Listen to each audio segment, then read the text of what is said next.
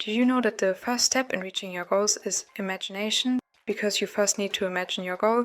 Through imagining things, you're able to perceive realities that don't yet exist. Imagination allows you to plan and dream, shaping your reality, but most people don't realize how impactful it is. We're constantly using it. Sometimes we consciously imagine something, but most of the time it's subconscious, like filling in missing details while reading or listening, or assuming how a conversation will unfold before it happens. Most of the time, our imagination affects our mental state, how we feel or think, and that's why it's so important to be aware of the effects of imagination. Additionally, imagination is incredibly powerful when it comes to motivation and happiness in life, because your inner thoughts and images shape how you view reality. And the good news is you can learn to use your imagination to your benefit. For example, instead of constantly thinking about possible problems, you can learn to think about solutions instead. That gives you hope, security, and confidence in everyday life. Used without awareness, imagination can fuel worry, false assumptions, or endless fantasies. Used intentionally, it becomes a tool for learning, planning, empathy, creativity, and success. Determining what you want in life starts with imagining a better reality. Let's learn how we can use this amazing tool, imagination, in our day-to-day lives. Hi, I'm May, and ever since I was a child, the power of imagination has been fascinating for me. I liked making up stories when playing with little pet shop figurines, for example, and to this day I still like to explore imaginary worlds and stories through movies, anime, or games, for example. And in day-to-day life, imagination helps me to come up with artworks, video ideas, but also just to see beyond reality, to connect ideas in my mind. We all use this ability constantly, even if we're not always aware of it. Today we'll explore the topic of imagination while looking at Say0rans or Jade's art. Say0rans artworks often feature imaginary elements with dynamic and vibrant scenes. To me, the art really shines at showing the power of imagination. We use our imagination when we create texts, objects, artworks, movies, or music, for example, but we use it for a lot more than that, making decisions, daydreaming, and more. There are many ways in which we can use imagination to help us in our day-to-day lives, but there are also some dangers or problems when it comes to using it in the wrong way. So let's look at how we can avoid the dangers and benefit from our imagination. Let's start with the first element, the lines. There is a lot of varying line thickness, and lines are rather thick. Outer lines tend to be thicker than inner ones. Especially the face has very thin lines here, drawing attention to it. The lines can have a bit of a rough look, as they are sometimes slightly painted over. Their thickness gives them a bit of a bold look, while the varying line thickness adds some dynamicness. Overall, the lines generally feature a bit of tapering. They are not necessarily that smooth. This gives them a unique and natural charm. Line color-wise, there tend to be rather dark brown or black colors. Many artworks then feature a few more reddish parts for where light hits the character or the skin. This adds liveliness and gives warmth to the illustrations. In some artworks, even more colorful lines can be added. These tend to be rather warm in tone with high saturation, fitting to the outfit colors. Now let's talk a bit about how our environment shapes our imagination. Imagination behaves like a muscle. It grows through use and weakens when neglected. Restrictive schools, workplaces, and social systems can discourage imaginative thinking, even though everyone possesses the capacity for it. Play, humor, walking in nature, meditation, and stepping away from daily routines can be seen as ways to fuel imagination.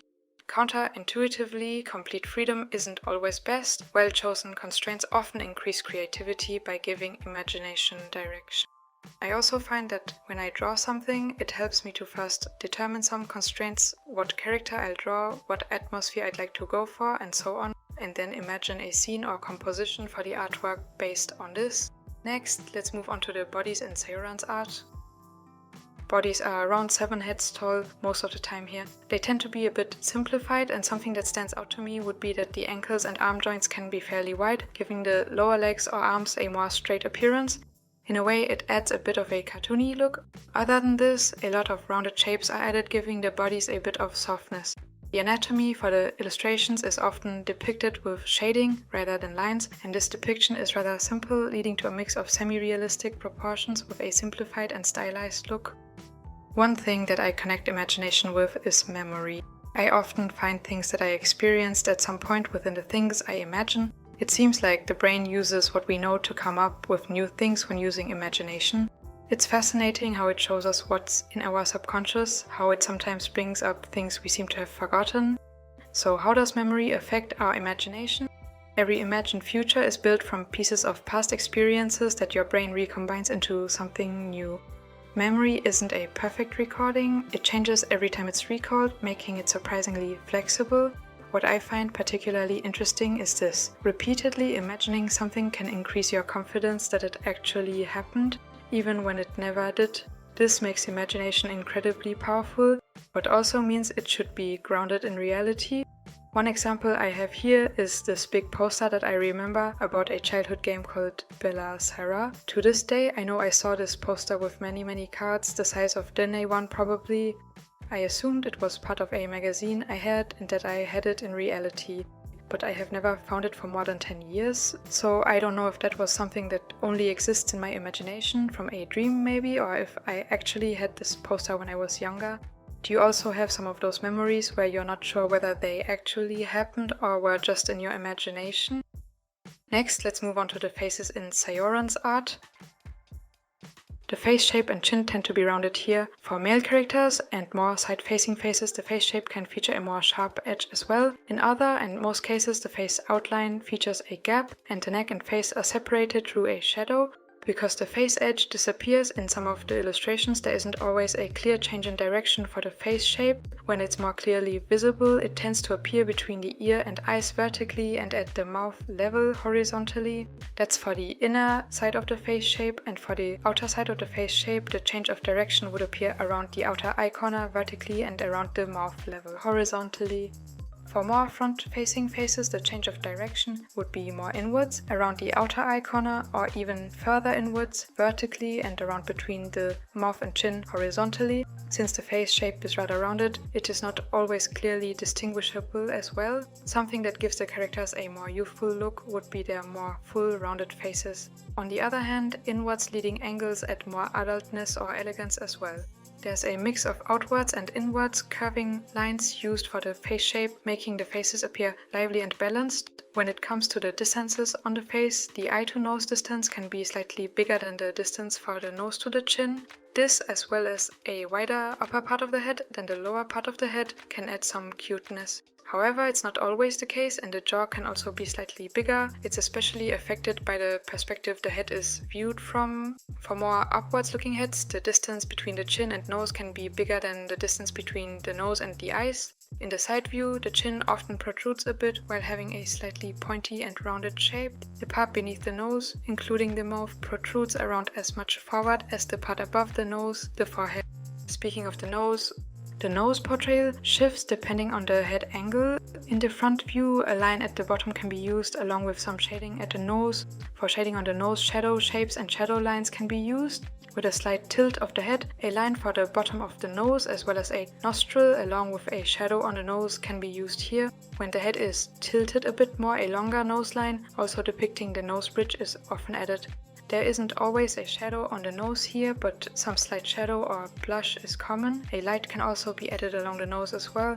The nose generally tends to be small with an upwards turned rounded and sometimes also a bit pointy end. For the side view, this upward turned nose shape with a rounded nose bridge and slightly sharper nose tip becomes even clearer. Next, for the mouths, they are portrayed through a smaller line with a bit of varying thickness. The mouth corners usually have the thickest lines and the mouth generally tends to be rather small here. Something that's special here in a way would be that the mouth line kind of conveys lip structure. Slight curves or the varying line thickness contributes to this. Below the mouth, a small line and at times also a shadow can be added. This gives the mouths a bit of depth. In close-ups especially, you can see that the mouth line softly fades or blends a bit, adding some softness. The mouth line generally tends to have a mix of sharpness and roundness, leaning towards more round shapes. Now let's move on to the eyebrows. They are thin while having a rather straight, slightly rounded shape. This also adds to the rather neutral expressions the characters often have. The eyebrows generally are thicker at the center. The start and end of the shape are a bit sharp and thin here usually. The more soft or gentle looking eyebrows add a bit of elegance to the characters in a way. At the same time, the eyebrows are not that high up on the face, adding a bit of seriousness. Before moving on to the faces, I mentioned memory and imagination, as well as a childhood memory of mine. Now let's focus more on how childhood affects our imagination. As a child, pretend play develops communication, empathy, curiosity, creativity, perspective taking, and problem solving. Imaginary friends are a normal part of healthy development and often help children express emotions and understand other perspectives. Reading stories and discussing ideas with children actively strengthens imaginative thinking. The benefits of imagination extend far beyond childhood because many adult creative and social abilities begin with early imaginative play. What kind of pretend plays did you do as a child? For me, I used different figurines from Littlest Pet Shop, Schleich or Polly Pocket, for example, to come up with stories.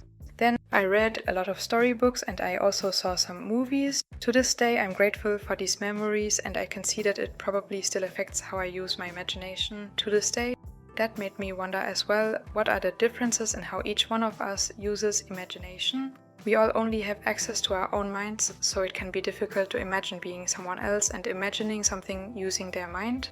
Imagination differs because of life experiences, memories, emotions, culture, education, work, environment, social pressures, spiritual beliefs, and your current mental state. Now, for some examples of what different kinds of people may often imagine. For people experiencing anxiety, this may be danger, failure, catastrophe, worst-case scenarios, embarrassment, rejection, or illness. For people healing from trauma, they may imagine new life stories, recovery, or hope. As a next group of people, we have creatives who may often imagine symbolism, possibilities, alternative perspectives, inventions, stories, art, and impossible worlds. Another interesting group would be leaders. They tend to imagine future societies and organizations, better systems, long-term visions and change. As for children, they often imagine role-play, imaginary worlds or friends and pretend scenarios such as fantasy adventures. Then we have people of faith who may imagine hope, spiritual truths, God's promises, future restoration, ways to serve others, and visions aligned with God's will. From the categories I mentioned, people with anxiety, people healing from trauma, creatives, leaders, children, or people of faith, what category fall your most common imaginations into? Often, what fills your imagination gives you many clues about who you are as a person. It reminds me of the phrase that the eyes are like a window to the soul, but with a focus on the inner eyes, the eyes of your mind. Speaking of eyes, let's move on to these now. The eyes have an almond-like shape. Depending on the character and expression, this can appear more or less tall. In some cases, the eyes have a more rectangular shape, adding a bit of seriousness. For the side view, the shape would be more triangular. Size-wise, the eyes are a bit bigger, giving the characters a more youthful or cute appearance, but this is just a tendency when I compare it to all kinds of artists I've studied. If you generally like a lot of artists who draw more young-looking, cute characters, the eyes may be rather small here, for example. Let's talk more about the lashes that I use to portray the eyes next. The upper eyelash tends to be bold and rather thick with a dark brown or black color, while the lower eyeline is thin. It can also be lighter, sometimes almost seeming to fade away entirely. The inner side of the eye doesn't have a line, and for the outer side, it tends to portray a transition between the darker, thicker upper lash and the lighter reddish lower lash. In some cases it will be reddish and in some cases dark brown. For mostly female characters, some smaller lashes can be added as well in several places. At the inner upper lash, at the outer upper lash, or even on the lower lash. Lashes at the lower lash can be made up of just small lines, while bigger lashes that are mostly added on the upper eyelash shape can have a slightly triangular and rounded shape. One smaller line at the inner part above the eye is added. It is rounded following the eye shape. In some cases, it can also feature a smaller overlapping line at the inner upper corner above the eye. Now we're moving on to what's inside the eye shape, the iris. This has a round and most of the time also a bit tall shape. Color or shading level wise, either 2 or 3 shades tend to be used. When 2 levels are used, these would be for a base color and a lighter tone at the bottom of the iris. Sometimes there's a clear separation between the tones, and sometimes there's more of a transition or blur between the colors. For iris shading with 3 tones, you'd have a base color, then a shadow color, mostly at the upper and at times also outer part of the iris. A lighter overlay color would be added at the lower part of the iris. The pupil within the iris can have 1 color. In that case, it would be dark with a color like the eyeshadow or lash. In other cases, it can have 2 colors, a lighter inner one and a darker color used as pupil outline. For the white of the eye, a shadow that's cast from the eyelash is usually added. Highlight-wise, 1 highlight is added. It has a round shape and a slightly reddish outline. Placement-wise, it can overlap from the white of the eye into the iris, or it can just be placed in the iris shape, usually at the upper part of it. When it comes to shading on the face, in a few cases, a shadow at the upper eye line beneath the eyebrows of the characters can be added. Then some reddish shading at the outer eye corners, and often the nose can be added as a kind of blush.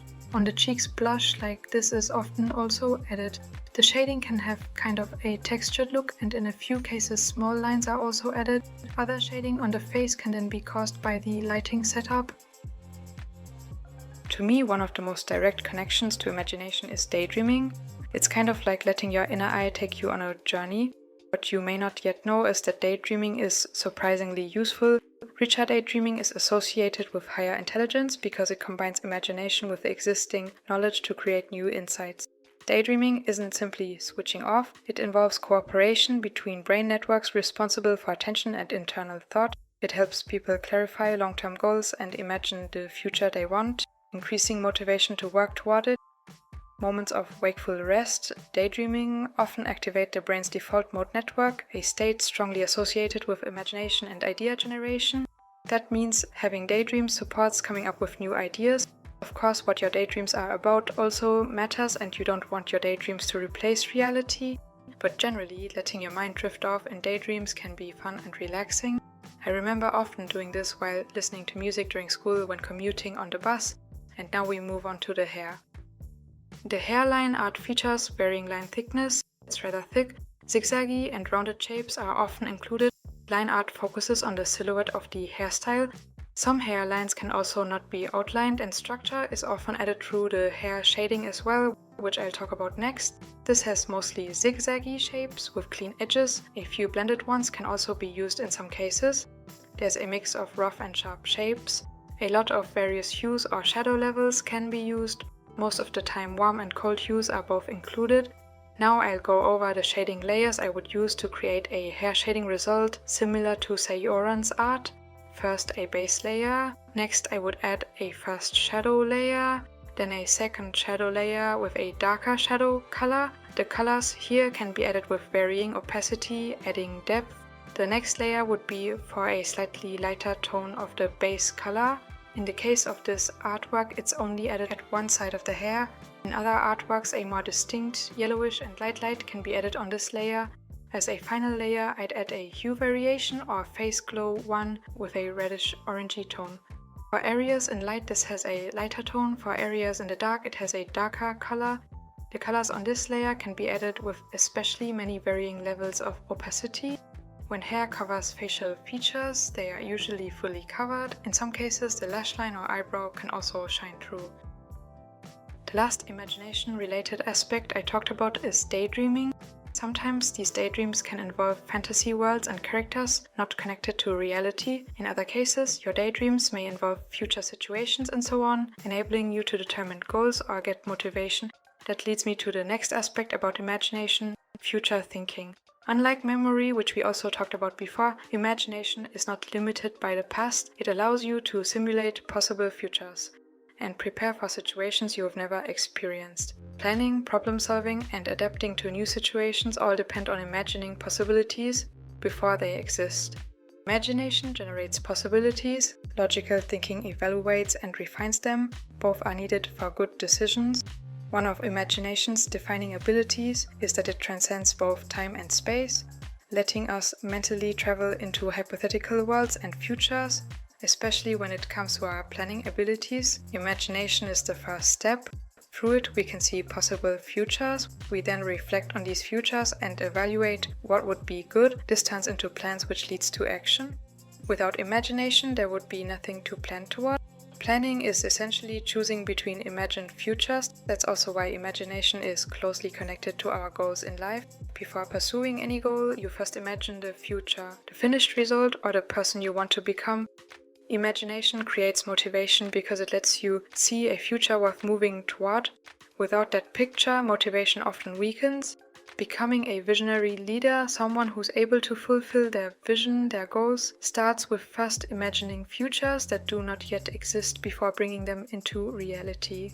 As a next aspect, let's talk about the clothes in Say0rans Art. The clothes that characters wear tend to depend on their outfit design. A modern, formal, civil, or more of a fantasy aesthetic can be used here. Depiction-wise, many lines are used. Clothing folds are often kept simple and minimal while being portrayed through shading, mostly with a sharp and shapy look. A lot of varying colors and hues can be added. They don't necessarily portray folds but add detail and texture to the image. As someone who has been drawing ever since I was 3 years old, I find connecting imagination and creativity fascinating as well. Imagination creates possibilities, creativity turns those possibilities into something real. Imagination can be seen as the ignition system for creativity and innovation. Great creative work often begins long before any physical creation exists. It starts as invisible mental exploration. While both imagination and creativity are connected in this way, imagination is its own human capacity and not just a part of creativity. If I had to determine the difference between both, imagination focuses more on what's in your mind, while creativity also involves practical application. Creating something using your imagination. There's a bit of a challenge that we can face when turning something in our imagination into something in reality. It can be difficult to express what we imagine, because thoughts and feelings are not always things we can easily show in words, artworks, music, and so on. Imagination is pre-verbal, subconscious, fluid, and difficult to define, while creativity is the later process of translating those internal ideas into words, images, music, software, or other tangible forms. In other words, imagination happens first, expression happens second. Going from one to the other is difficult because mental images are often richer than language. Ideas can exist as feelings, intuitions, or incomplete images rather than finished concepts. Sometimes things just seem to get lost in translation when turning imaginative things into something real. Imagination can also change rapidly, while speech and drawing require selecting one fixed version. That's why, if you ever struggle to put what's in your imagination into something real, you can know that that is normal and something we all have to deal with. If you have any tips on this topic, on what helps you to express what's in your imagination, feel free to share it in the comments. And now let's move on to the colors as a next aspect. A lot of warm tones are used. Say0rans Art generally has a warm, saturated, vibrant look. Orangey, reddish or pink tones are very common. Within the artwork this is often combined with green, turquoise or blue tones as well. This means a lot of complementary color schemes are used. Especially black and white outfit parts show the richness and variety of colors here. Since these areas feature a lot of color, it means there isn't a too dark or light tone in these areas most of the time, leading to a bit less value contrast, while a lot of color contrast is present. The more saturated tones make the colors deeper in parts, adding more contrast again as well. Overall, the colors stand out a lot in Say0rans Art. There's a lot of dynamicness, contrast, depth and atmosphere or mood added through it. In a similar way to how colors can change the mood and look of an artwork, our imagination can add color to our reality, changing our own view of reality. Imagination can shape our emotions, relationships and mental health. People with anxiety and depression often imagine negative future scenarios more vividly, unintentionally reinforcing those emotions. Simply imagining better interactions with people can make real relationships improve afterward. Something that connects to this as well and shows the power of imagination is that guided imagery is sometimes used in psychological treatment. This involves helping people process grief, trauma, anxiety, PTSD, depression, and stress. Imagining feared situations can sometimes produce many of the same therapeutic benefits as real-life exposure therapy. After traumatic experiences, imagining healthier future narratives can help people regain a sense of agency and hope. In this way, imagination can be used to help us in our relationship to our own life, ourselves, and the people around us. And this goes even further. Imagination allows us to understand ourselves and others. Humans use imagination to understand perspectives other than their own, making empathy possible. Pretending to be someone else, role-playing, or imagining another person's experience strengthens perspective-taking skills. Imagination allows people to mentally model different versions of themselves, making personal change easier to envision. In this way, imagination can be seen as part of the system humans use to construct their understanding of themselves and reality. When you watch a movie, a show, or when you read a book, how much do you emphasize with the character? And how important is it to you that you can put yourself in the character's shoes? I personally like exploring characters and their arcs in general, but the characters don't have to be relatable to me. I enjoy using empathy to explore what living is like to different types of characters in different settings and worlds. Do you have any stories where you find this especially fun and well done, or do any real life situations where you commonly use empathy through imagination come to mind for you? For me, I mostly find myself using empathy when I see someone doing something in a stressed, sad or angry state. I want to be understanding and I want that person to feel at ease, so I try to not judge the person for their actions. Since the negative behavior often has some underlying cause I may not be aware of. If you want to, leave your thoughts on how you use empathy for real life and fictional stories in the comments. Maybe we can learn some things from each other that way, because hearing thoughts from other people helps us to imagine ourselves being in their shoes and developing empathy that way.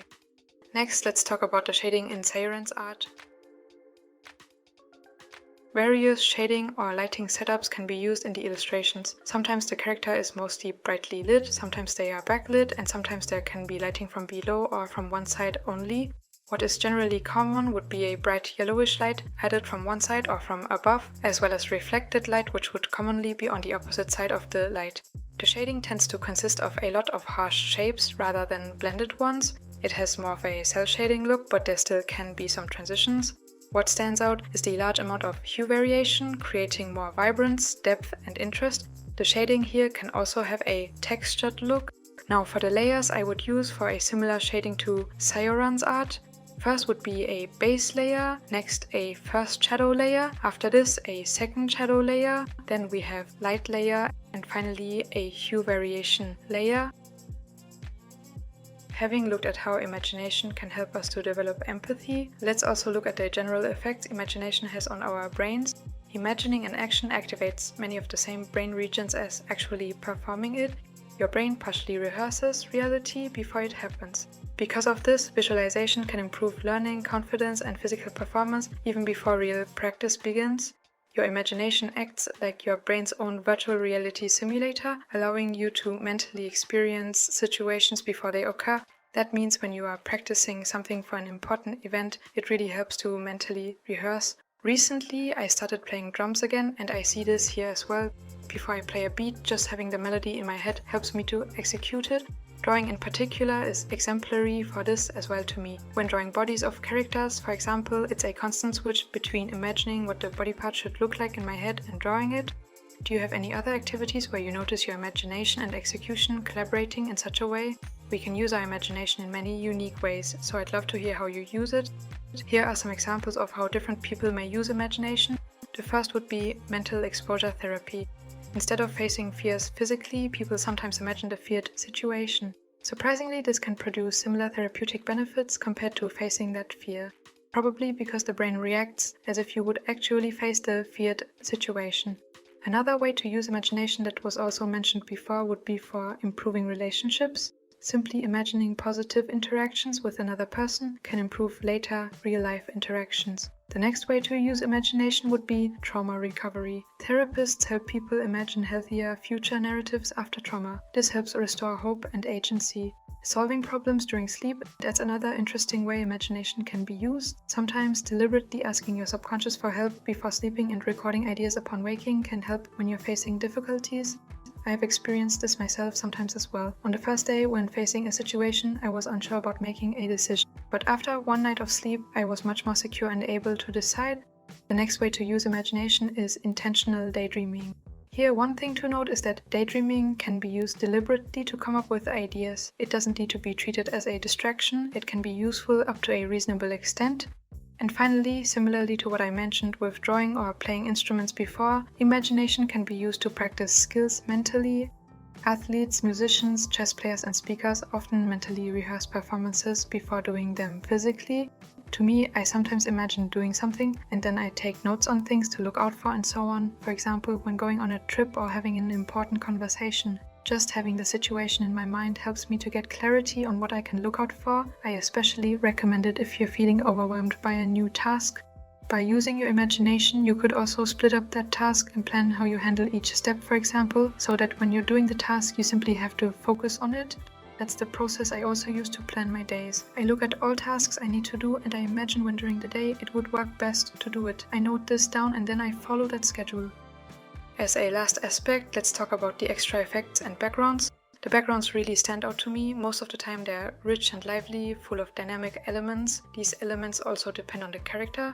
Someone like Kokomi from Genshin Impact has water-related elements surrounding her, while Aventurine from Honkai Star Rail is placed in a lavish, gambling-inspired gallery, for example. The backgrounds here can be full scenes, like in the Aventurine image, or more graphic design-inspired collages of elements, like in this image of Sunday from Honkai Star Rail. The props within the backgrounds tend to complement the character. Butterflies, masks, gears, and so on. Some elements that are also commonly added would be frames and flowers. Other than this, clouds and effect like swirls can be drawn in as well, sometimes in the background or sometimes in front of the character, making it a bit of an effect. Speaking of which, as effects, these swirly dynamic elements and textures often add a lot of liveliness. Then there are particles which are commonly added. These floaty elements, clouds, swirls and particles, give the illustrations a more light and airy, free and flowy feel, adding a dreamy atmosphere. The lines for their backgrounds or prop and effect elements also tend to be colored when they are used, while the characters' lines are thinner and darker. This, as well as the placement of the elements behind and in front of the character, tends to frame the character within the illustration.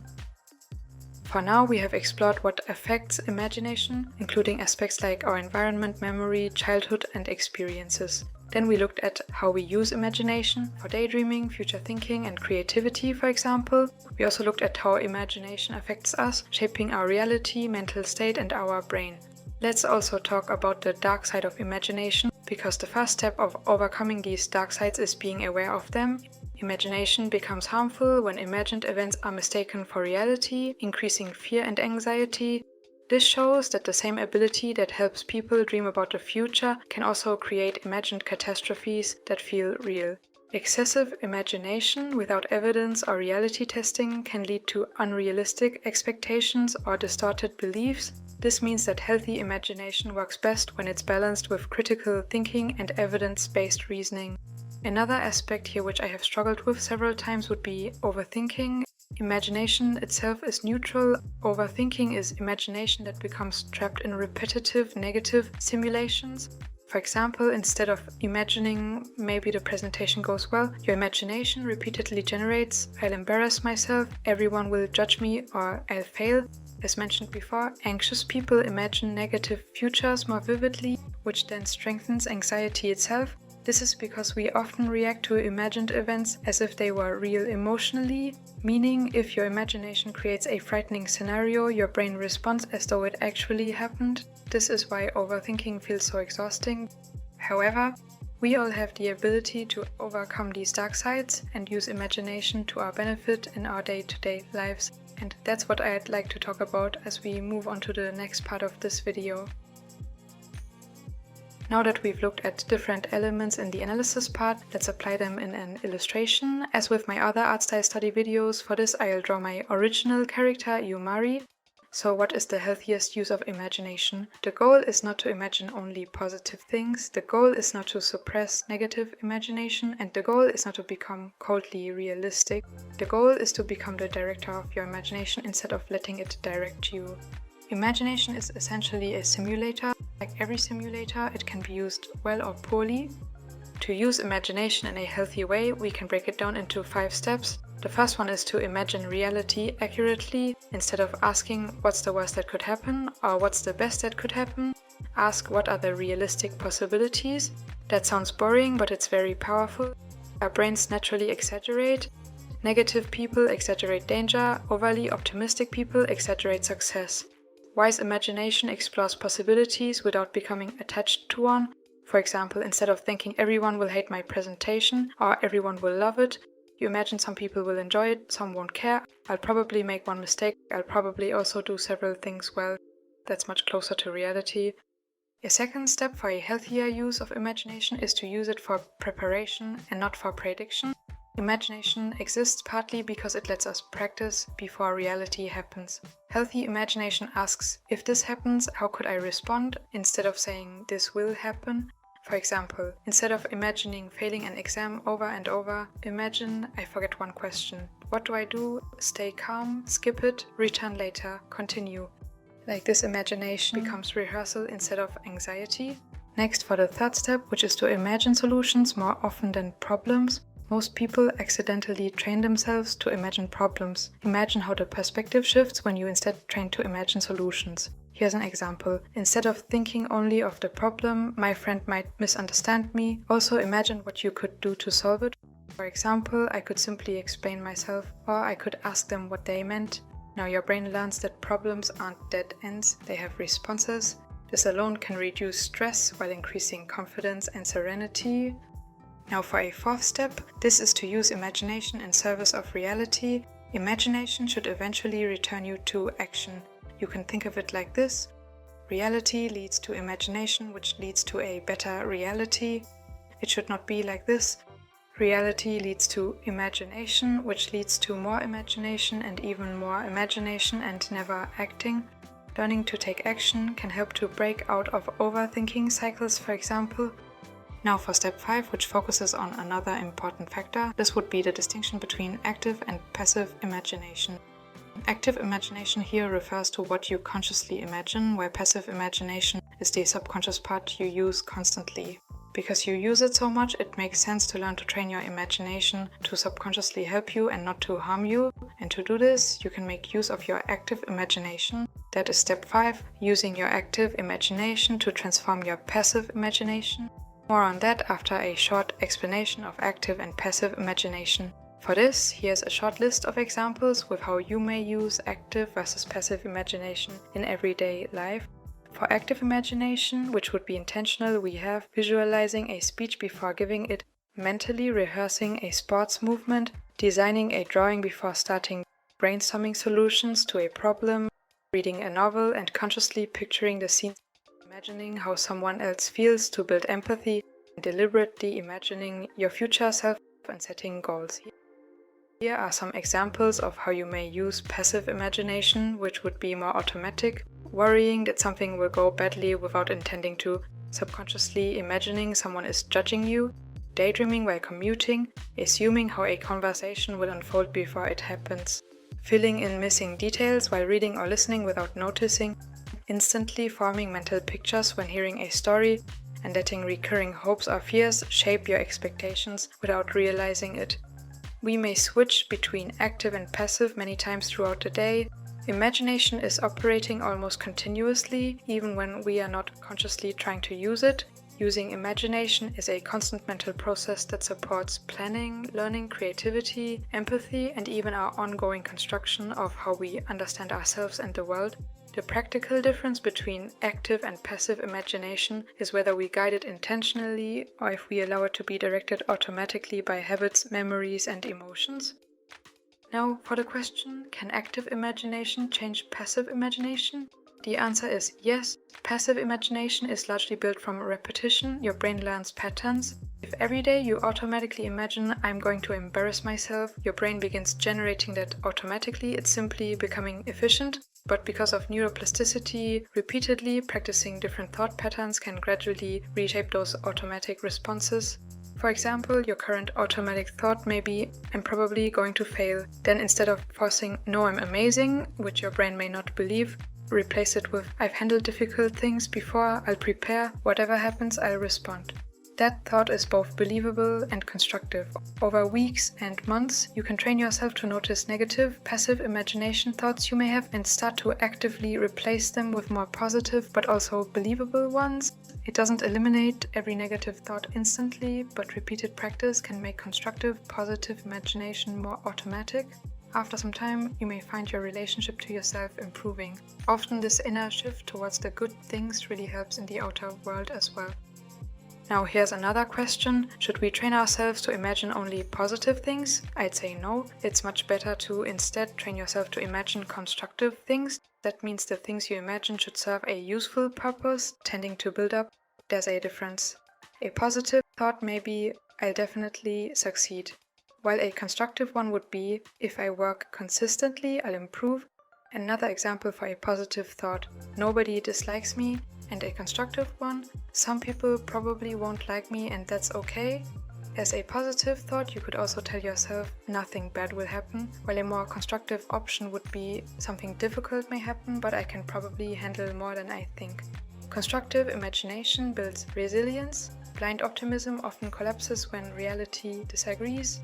That leads to this question: is being realistic the goal?